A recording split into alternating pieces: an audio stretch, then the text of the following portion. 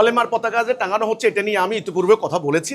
দেখেন, এটা আমাদের জন্য স্পর্শকাতর বিষয়। আমরা মুসলমান, আমাদের কলেমা হচ্ছে লা ইলাহা ইল্লাল্লাহ মুহাম্মাদুর রাসূলুল্লাহ। কাজেই কেউ কোনো মুসলমান যদি ঈমান আনতে হয় এই কলেমা পড়েই ঈমান আনতে হয়। কাজে এটা যখন কাগজে বা কোথাও কোনো কাপড়ে কেউ লেখে, তো এটা আমাদের একটা স্পর্শকাতর জায়গা। বাট আমরা এটা মানে দেখতে পাচ্ছি এবং জাতীয় আন্তর্জাতিক গণমাধ্যমে এসেছে এই ধরনের কলেমা লেখার মধ্য দিয়ে এর আড়ালে অন্য কোনো উগ্রবাদী গোষ্ঠী বা সাম্রাজ্যবাদী অস্ত্র ব্যবসায়ী রাষ্ট্রগুলির এজেন্ডা বাস্তবায়ন করার জন্য কোনো ধরনের অপতৎপরতা চালাচ্ছে কিনা, এটা একটা সন্দেহের কারণ। কাজে এটা দূর করার জন্য আমরা সরকারের কাছে আহ্বান করেছি, সরকার যেন তদন্ত করে এর মূল কারণ কি, উদ্দেশ্য কি, লক্ষ্য কি, এটা যেন প্রকাশ করে। একটা প্রেস নোট যেন সরকার দেয়, যেন জনমনে কোনো আতঙ্ক আশঙ্কা না থাকে। তবে আমি আপনাকে বলি, উগ্রবাদ কিন্তু এই ধরনের নানান ধরনের ধর্মীয় স্লোগানের আড়ালেও কিন্তু হয়ে থাকে।